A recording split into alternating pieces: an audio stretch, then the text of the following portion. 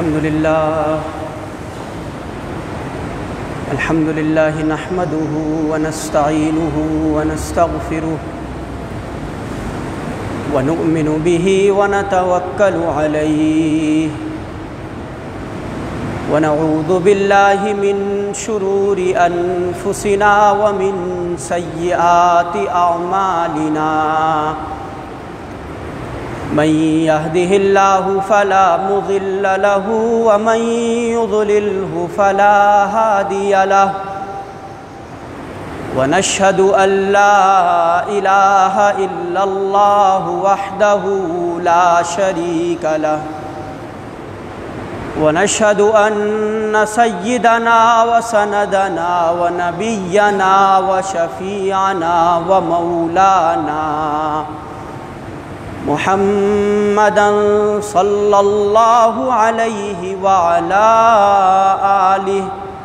وأصحابه وبارك وسلم تسليما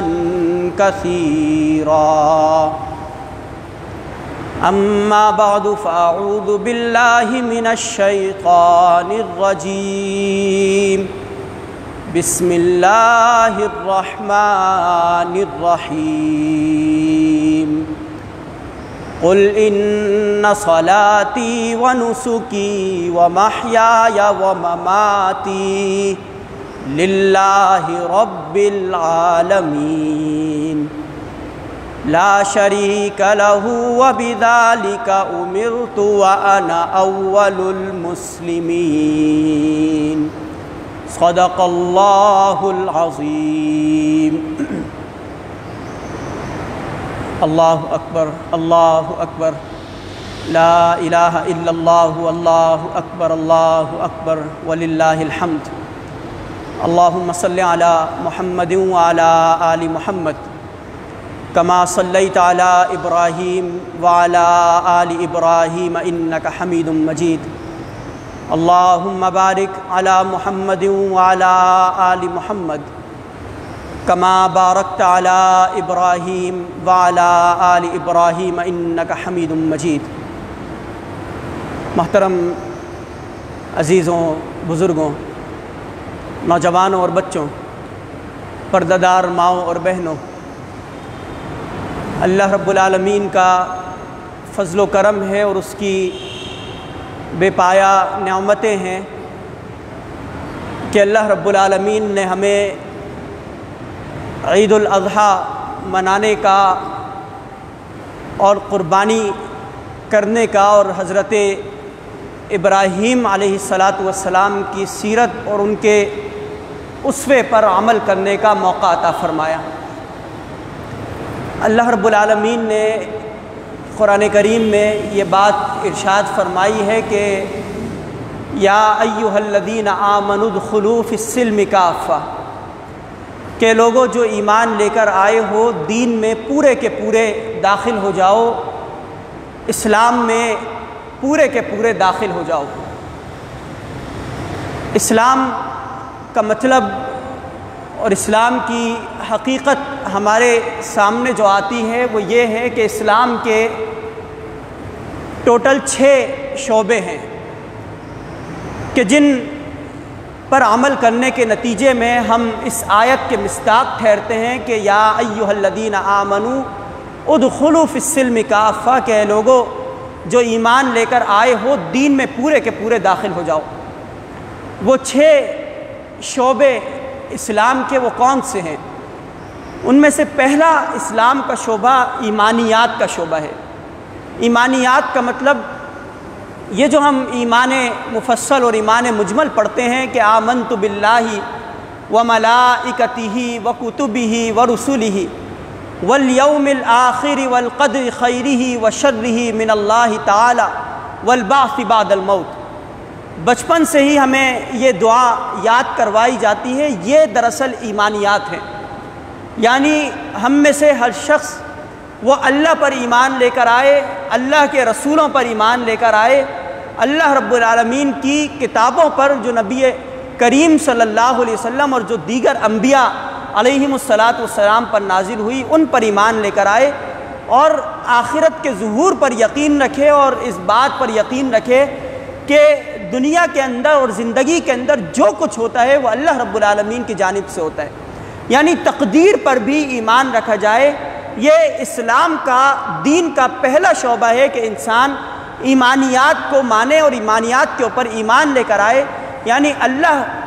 اور اللہ کے انبیاء اور اللہ کی کتابیں اور اچھی اور بری تقدیر اور آخرت پر ایمان۔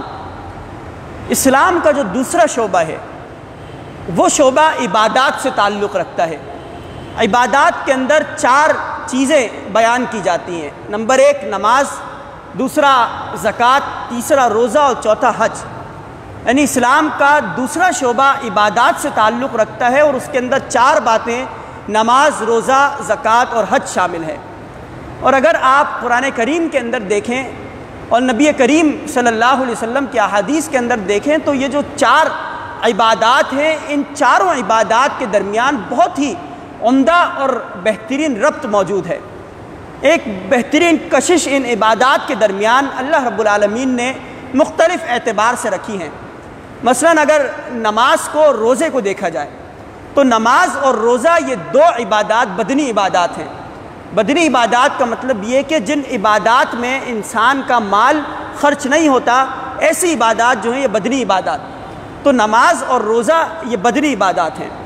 اس کے مقابلے میں زکوٰۃ اور حج یہ دونوں عبادات مالی عبادات ہیں، یعنی انسان جب صاحب استطاعت ہو، صاحب ثروت ہو اور اس کے پاس قدرت موجود ہو تو وہ اپنا مال خرچ کر کے زکوٰۃ کی ادائیگی کا اہتمام کرتا ہے اور حج کا اہتمام کرتا ہے۔ تو اس اعتبار سے نماز، روزہ اور زکوٰۃ اور حج، ان چاروں عبادات کے درمیان 2 اور 2 کی نسبت ہمارے درمیان اور ہمارے سامنے آتی ہے۔ ایک اور نسبت اور ایک اور تعلق بیان کیا جاتا ہے کہ اگر آپ نماز اور زکوٰۃ کو دیکھیں، پہلی صورت میں نماز اور روزہ تھا، اس صورت میں نماز اور زکوٰۃ ہے۔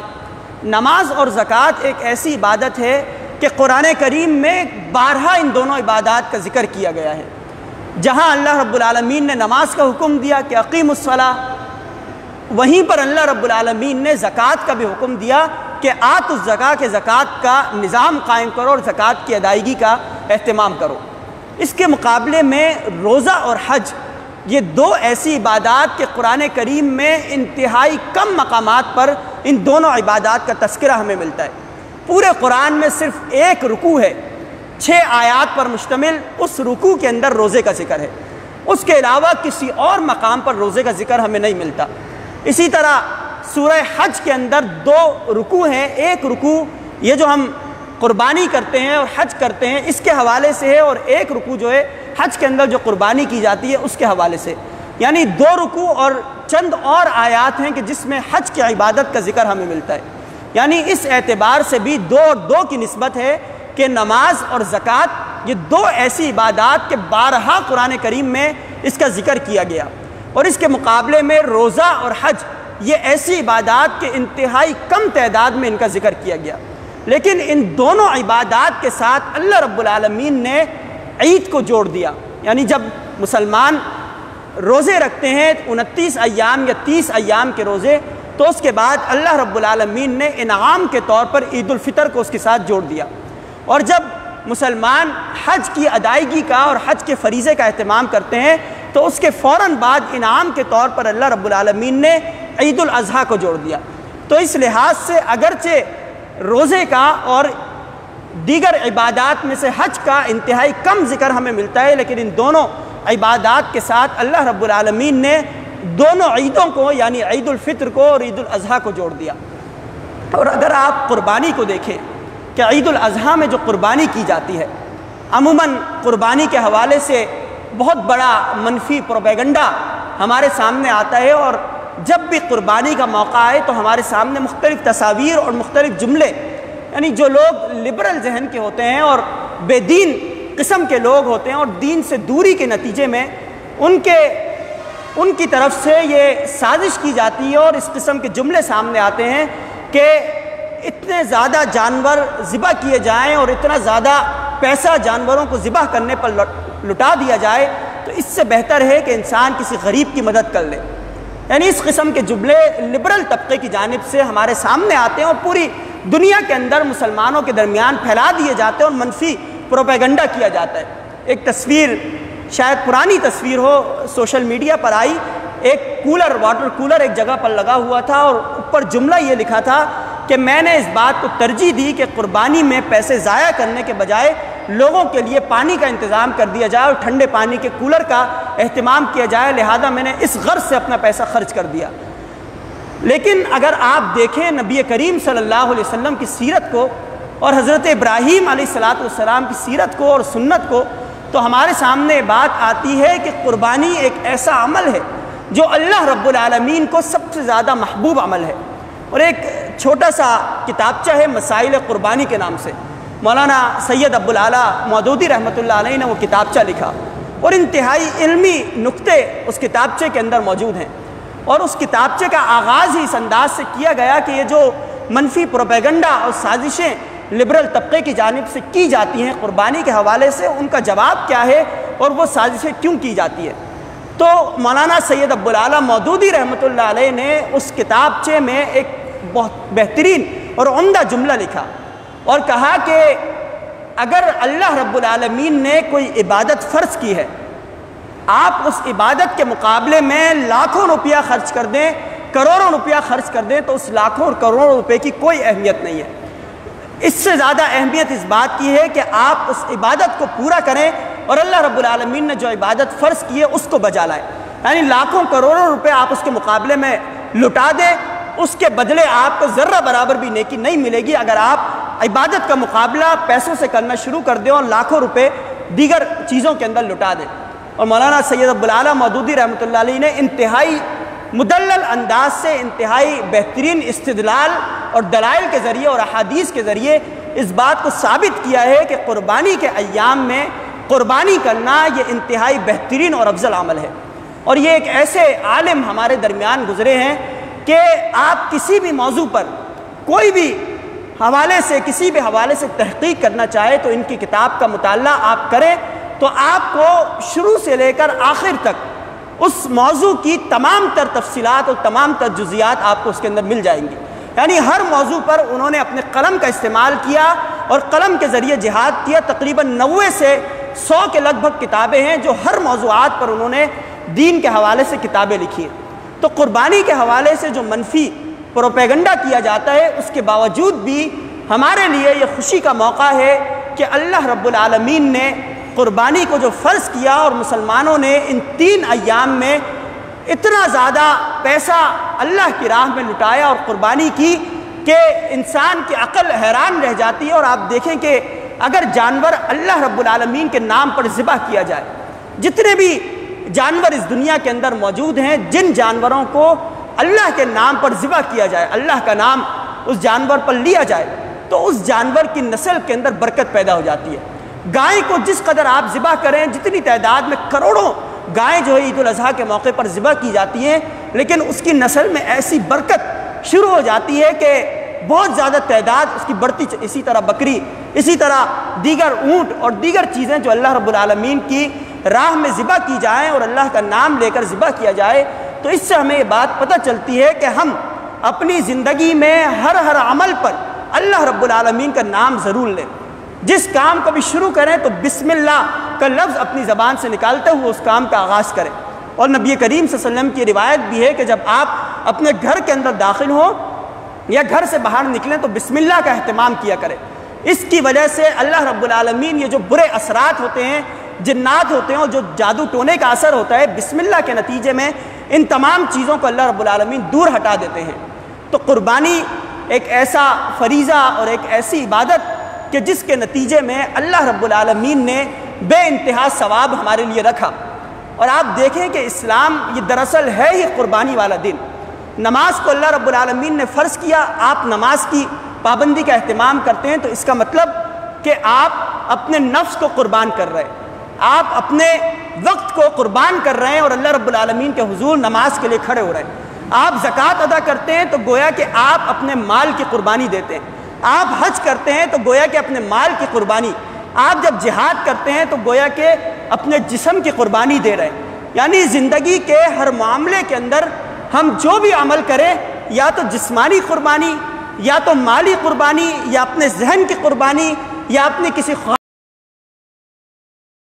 کی قربانی، یعنی اسلام ہم سے بات بات پر اور قدم بقدم اس بات کا تقاضا کرتا ہے کہ اللہ کی راہ میں اپنی تمام تر چیزوں کو، تمام تر مفادات کو قربان کر دیا جائے، اور صرف اللہ رب العالمین کی اطاعت اور فرما برداری کی جائے، اور اسی کا تقوی اور اسی کا ڈر اپنے دل کے اندر پیدا کیا جائے۔ اور عزیزان گرامی ہے، جو اللہ رب العالمین نے اور اللہ رب العالمین کے نبی اکرم صلی اللہ علیہ وسلم نے آخری حج ارشاد فرمایا، اور اس میں جو خطبہ دیا، روایات اور واقعات میں آتا ہے کہ نبی کریم صلی اللہ علیہ وسلم کی زندگی کا آخری سال ہے، اور آپ علیہ السلام کو حج کرنے کا موقع مل رہا ہے۔ اس سے قبل ایک مرتبہ صلح حدیبیہ کے موقع پر نبی کریم صلی اللہ علیہ وسلم اور 1400 صحابہ کرام حج کی غرض سے اور عمرے کی غرض سے مدینہ سے مکہ کی طرف جا رہے تھے، لیکن مشرکین مکہ نے نبی کریم صلی اللہ علیہ وسلم اور 1400 صحابہ کرام کو واپس پلٹا دیا، اور کہا کہ ہم آپ کو خانہ کعبہ کی زیارت کرنے کا موقع نہیں دیں گے، لہذا صحابہ کرام واپس پلٹ گئے۔ لیکن یہ جو آخری سال نبی کریم صلی اللہ علیہ وسلم نے حج فرمایا، اس حج کے بعد اونٹنی کے اوپر سوار ہوئے اور صحابہ کرام کو خطبہ دیا،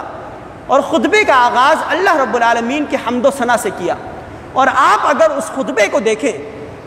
دین کا ایک خلاصہ ہے جو نبی کریم صلی اللہ علیہ وسلم نے اس خطبے کے اندر پیش کیا، ایک پورا دین کا تعارف ہمارے سامنے آتا ہے۔ اور اس خطبے میں تقریباً 1.25 لاکھ صحابہ کرام موجود تھے، یعنی 1 لاکھ کا بڑا مجمع، اس قدر طویل اور بڑا مجمع کہ دور دور تک صحابہ کرام کے سر ہی سر اور صحابہ کرام نظر آ رہے ہیں۔ اور نبی کریم صلی اللہ علیہ وسلم نے جو طریقہ خطبہ دینے کا ارشاد فرمایا وہ یہ تھا کہ ہر جملے کو 3 مرتبہ نبی کریم صلی اللہ علیہ وسلم بیان کرتے تھے۔ ایک مرتبہ کہتے تو اپنے سامنے والوں کو مخاطب کرتے، دوسری مرتبہ دائیں طرف جو لوگ ہیں دائیں طرف چہرہ کر کے دائیں طرف کے لوگوں کو مخاطب کرتے، اور تیسری مرتبہ اسی جملے کو دہراتے اور بائیں طرف جو لوگ ہوتے ان کو وہ بات ارشاد فرماتے۔ اور ان 1 لاکھ 1.25 لاکھ صحابہ کرام کے درمیان میں کچھ مکبر صحابہ موجود تھے۔ مکبر صحابہ کا مطلب وہ صحابہ کہ جو نبی کریم صلی اللہ علیہ وسلم کی زبان سے کوئی جملہ سنتے تو اسی جملے کو دہراتے اور آگے کے لوگوں تک وہ بات پہنچتی، پھر ادھر ایک مکبر کھڑا ہوتا اور وہ دوبارہ سے وہ جملہ دہراتا۔ اس طرح 1 لاکھ سے 1.25 لاکھ تک کے مجمع تک وہ خطبہ نبی کریم صلی اللہ علیہ وسلم کا پہنچا، اور اس خطبے کی اس قدر زیادہ اہمیت کہ نبی کریم صلی اللہ علیہ وسلم کے پاس ایک شخص آیا، اس شخص کا نام ابو شاہ تھا۔ وہ نبی کریم صلی اللہ علیہ وسلم سے اس نے کہا کہ یا رسول اللہ، آپ نے جو باتیں ارشاد فرمائی ہے مجھے لکھ کر دے دیجئے تاکہ میں ان باتوں کو یاد رکھوں اور آنے والے لوگوں تک ان باتوں کو پہنچاؤں۔ تو نبی کریم صلی اللہ علیہ وسلم نے ایک صحابی کو حکم دیا کہ اکتبوا لابی شاہ، یعنی ابو شاہ کے لیے یہ خطبہ تحریر کرو اور اس کو دے دو۔ یعنی اس قدر زیادہ اہمیت کہ نبی کریم صلی اللہ علیہ وسلم کے اس خطبے کو 1.25 لاکھ صحابہ کرام نے سنا اور لکھا بھی گیا اور لوگوں تک پہنچایا بھی گیا۔ اور پھر نبی کریم صلی اللہ علیہ وسلم نے اس خطبے میں جو قیمتی باتیں ہمیں اور صحابہ کرام کو بیان فرمایا پہلی بات کہ اوصیکم بتقوی اللہ، کہ میں تمہیں اللہ رب العالمین کے تقوی کی وصیت کرتا ہوں کہ تم اللہ رب العالمین کا تقوی اختیار کرو۔ اور اس بات کو ارشاد بیان کرنے سے قبل نبی کریم صلی اللہ علیہ وسلم نے فرمایا کہ اللہ رب العالمین ایک ہے، اور اللہ رب العالمین نے انسان کی نسل حضرت آدم علیہ السلام سے چلائی ہے، گویا کہ انسانوں کے والد اور باپ ایک ہیں، یعنی آدم ہے، اور تمام انسانوں کو مٹی سے پیدا کیا گیا۔ لہذا میں تمہیں تقوی کی وصیت کرتا ہوں کہ ہر لمحے اللہ کا خوف اور اللہ کا ڈر اپنے دلوں کے اندر پیدا رکھو۔ دیکھیں، ایک چیز ہے اللہ کی محبت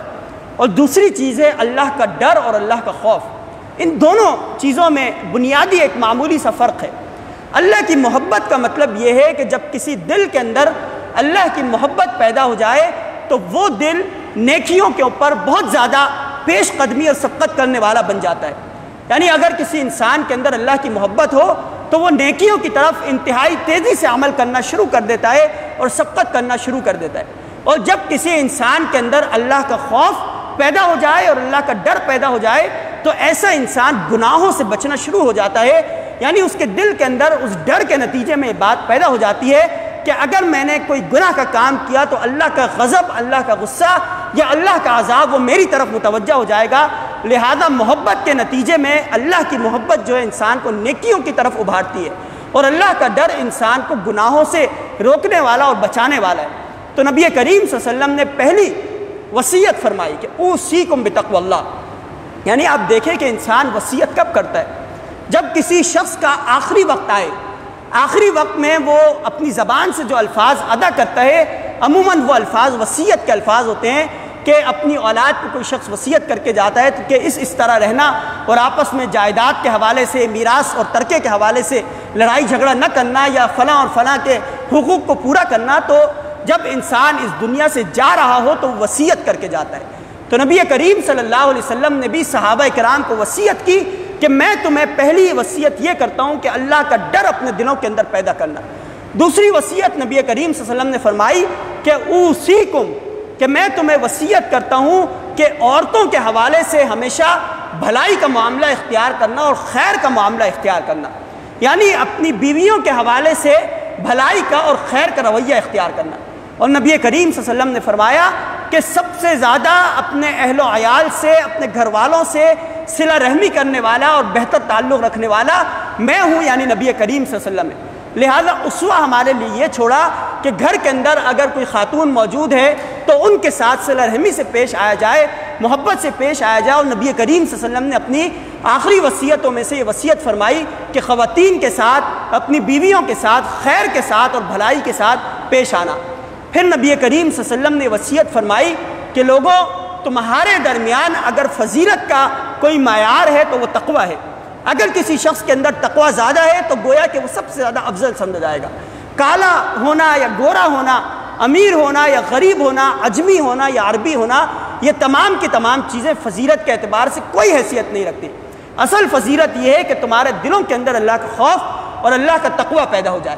یعنی یہ وصیت نبی کریم صلی اللہ علیہ وسلم نے بیان فرمائی۔ اس کے بعد جو اگلی وصیت صحابہ کرام کو بیان فرمائی، فرمایا کہ یہ جو سود ہے، سود کا مطلب کہ انسان اگر کسی شخص کو قرض دیتا ہے، جب اس سے قرض واپس لے تو بڑا چڑھا کر واپس لے۔ تو نبی کریم صلی اللہ علیہ وسلم نے فرمایا کہ آج کے دن اس حج کے موقع پر میں سود کو اپنے پیروں تلے رونتا ہوں، اور تمام کے تمام سود جو مختلف اعتبار سے قریش کے درمیان اور اہل مکہ کے درمیان رائج ہے، ان تمام سودوں کو میں اپنے پیروں تلے رونتا ہوں اور اس کو ختم کرتا ہوں اور ان کا خاتمہ کرتا ہوں۔ پھر اگلی وصیت جو نبی کریم صلی اللہ علیہ وسلم نے فرمائی، فرمایا کہ المسلم من سلم المسلمون من لسانہ و یدہ، مسلمان کی تعریف بیان فرمائی۔ فرمایا کہ مسلمان وہ ہے کہ جس کی زبان سے اور جس کے ہاتھ سے دوسرا مسلمان محفوظ رہے۔ اور پھر نبی کریم صلی اللہ علیہ وسلم نے فرمایا، صحابہ کرام سے سوال کیا کہ میں جس شہر کے اندر کھڑا ہوں کیا یہ شہر احترام والا شہر ہے؟ تو صحابہ کرام نے فرمایا کہ ہاں یا رسول اللہ، یہ جو شہر ہے مکہ کا شہر ہے، سب سے زیادہ محترم اور احترام والا شہر ہے۔ یعنی اگر کوئی شخص مکہ کے اندر موجود ہو تو وہ لڑائی جھگڑا نہیں کرتا۔ نسلوں کی جو لڑائیاں ہیں، جو قتل و غارت ہے، مکہ کے اندر وہ قتل و غارت روک دی جاتی ہے اور احترام کیا جاتا ہے مکہ کا۔ پھر نبی کریم صلی اللہ علیہ وسلم نے فرمایا کہ میں جس مقام پر کھڑا ہوں، خانہ کعبہ کا مقام دنیا کے اندر سب سے زیادہ احترام اور عزت والا مقام ہے۔ پھر نبی کریم صلی اللہ علیہ وسلم نے فرمایا کہ یہ جو مہینہ چل رہا ہے، یعنی ذو الحجہ کا مہینہ، تمام مہینوں کے اندر سب سے زیادہ احترام والا مہینہ، کہ اگر سالہ سال سے لڑائیاں جاری ہوں تو اس مہینے میں وہ لڑائیاں روک دی جاتی ہیں اور ختم کر دی جاتی ہیں۔ پھر نبی کریم صلی اللہ علیہ وسلم نے فرمایا کہ اس خانہ کعبہ کی جو حرمت ہے، اس کا جو احترام ہے، اس شہر مکہ کا جو احترام ہے، ذو الحجہ کا جو احترام اور محترم مہینہ ہے، اس سے کئی گنا زیادہ احترام جو ہے انسان کی عزت کا، اس کے مال کا اور اس کے نفس کا ہے۔ یعنی ایک مسلمان اگر دوسرے مسلمان کی عزت کو اچھالتا ہے، گویا کہ ان تینوں چیزوں سے زیادہ ایک مسلمان کے لیے دوسرے مسلمان کی عزت کا خیال رکھنا زیادہ ضروری ہے۔ ایک مسلمان کے لیے دوسرے مسلمان کے مال کا خیال رکھنا اور اس کی حفاظت کرنا یہ بہت ضروری ہے۔ اسی طرح دوسرے کی جان کی حفاظت کرنا یہ بہت زیادہ ضروری ہے۔ اور پھر نبی کریم صلی اللہ علیہ وسلم نے صحابہ کرام کو مخاطب کیا۔ یہ تمام نصیحتیں بیان کرنے کے بعد صحابہ کرام سے سوال کیا اور فرمایا کہ الا هل بلغت، 3 مرتبہ یہ سوال نبی کریم صلی اللہ علیہ وسلم نے دہرایا کہ الا هل بلغت، کہ میرے دوستوں، اے میرے ساتھیوں، کیا میں نے اللہ رب العالمین کا پیغام پہنچا دیا؟ تو عموماً جب نبی کریم صلی اللہ علیہ وسلم صحابہ کرام سے کوئی سوال کرتے تو صحابہ کرام اس سوال کا جواب نہیں دیتے اور جواب میں کہتے کہ اللہ و رسولہ عالم، کہ اللہ رب العالمین اور نبی کریم صلی اللہ علیہ وسلم بہتر جانتے۔ لیکن جیسے ہی نبی کریم صلی اللہ علیہ وسلم نے آخر میں یہ ارشاد فرمایا کہ الا هل بلغت،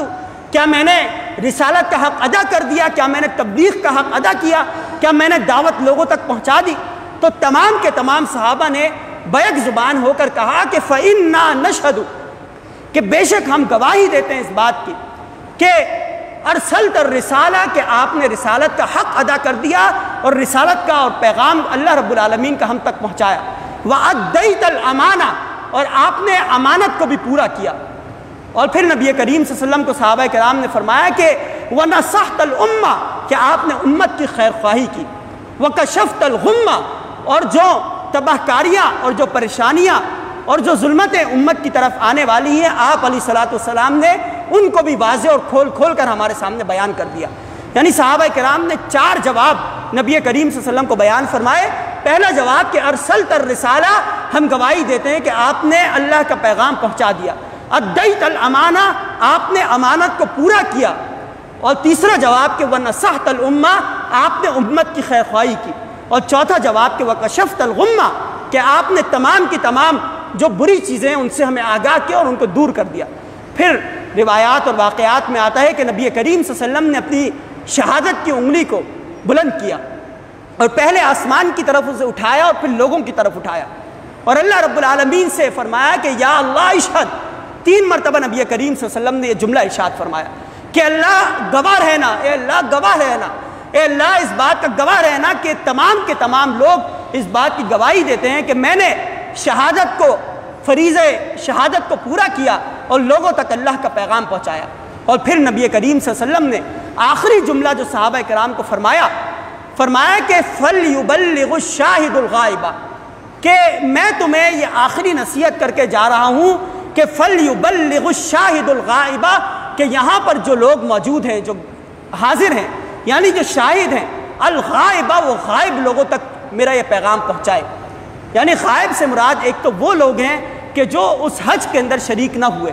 اس مجلس کے اندر جو لوگ موجود نہیں تھے، ایک تو وہ لوگ، اور دوسرا وہ لوگ کہ جو رہتی دنیا تک، قیامت تک آنے والے ہیں، وہ تمام لوگ غائب کے اندر موجود ہیں۔ تو نبی کریم صلی اللہ علیہ وسلم نے صحابہ کرام کو ذمہ داری دے دی کہ میں نے رسالت کا حق ادا کیا، اب تمہارا یہ فرض منصبی ہے کہ تم جو لوگ غائب ہیں ان تک یہ پیغام اللہ رب العالمین کا پہنچاؤ اور امانت کو ادا کرو۔ اور پھر صحابہ کرام کے بعد جو لوگ آئے ان تک یہ پیغام پہنچا کہ اب ان کا کام ہے کہ وہ غائب لوگوں تک اللہ رب العالمین کا پیغام پہنچائے۔ اور ان سے چلتے چلتے آج ہماری یہ ذمہ داری اور آج ہمارا یہ فریضہ ہے کہ فَلْيُبَلِّغُ الشَّاهِدُ الْغَائِبَ، کہ ہم تا قیامت آنے والے، جب تک اللہ رب العالمین نے ہمیں زندگی عطا کی، ہمیں سانس عطا کی، اس وقت تک ہم اپنی پوری زندگی تبلیغ کے کام میں، دعوت کے کام میں، اقامت دین کے کام میں اور اللہ رب العالمین کے نظام کو قائم کرنے کی جد و جہد کے اندر صرف کر دیں۔ تو ہماری یہ ذمہ داری بنتی ہے کہ آخری خطبے میں، آخری حج کے موقع پر جو باتیں نبی کریم صلی اللہ علیہ وسلم نے بیان فرمائی، ہم ان باتوں پر عمل بھی کریں اور دوسروں تک بھی ان باتوں کو پہنچائیں۔ آخر میں وقت انتہائی مختصر ہے، ایک سوال کا جواب میں آپ کے سامنے پیش کرنا چاہوں گا۔ سوال عموماً یہ کیا جاتا ہے کہ عید الاضحیٰ کے ایام کتنے ہیں اور قربانی کتنے دن تک کی جا سکتی ہے؟ تو فقہائے کرام نے اس بات کا جواب یہ دیا، جمہور فقہائے کرام، جمہور کا مطلب امام ابو حنیفہ رحمۃ اللہ علیہ، امام مالک رحمۃ اللہ علیہ، امام احمد بن حنبل رحمۃ اللہ علیہ اور بہت سارے تابعین اور بہت سارے صحابہ،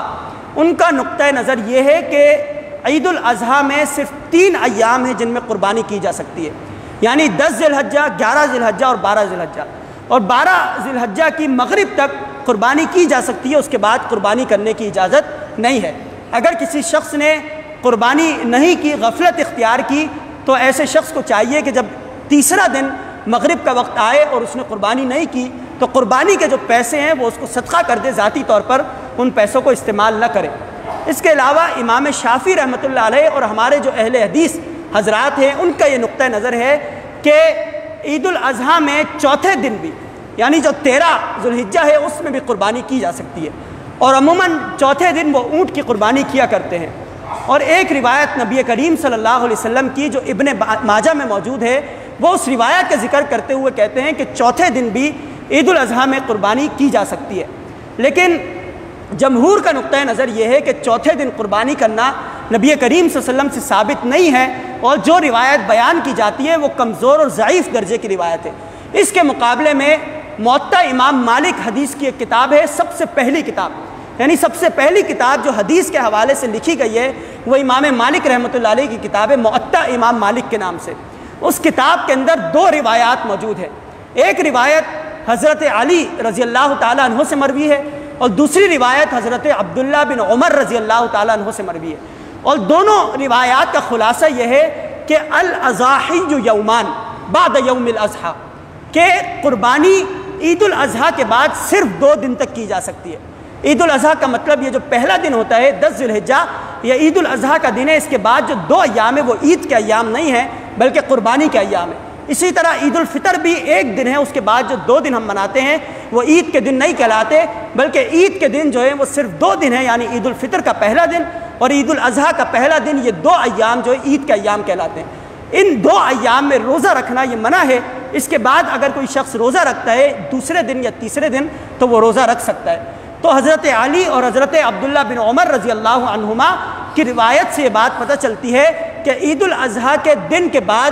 2 دن تک قربانی کی جا سکتی ہے اور اس کے بعد قربانی نہیں کی جا سکتی، یعنی 12 ذی الحجہ کی مغرب کی نماز تک اگر کوئی شخص قربانی کرتا ہے تو اس کی قربانی قابل قبول ہوگی، اور اس کے بعد جو شخص قربانی کرتا ہے وہ قربانی ناقابل قبول ہوگی۔ اللہ رب العالمین سے دعا ہے کہ ہمیں ان باتوں پر عمل کرنے کی توفیق عطا فرمائے اور نبی کریم صلی اللہ علیہ وسلم کے آخری خطبے پر عمل کرنے کی توفیق عطا فرمائے۔ وآخر دعوانا الحمد للہ رب العالمین۔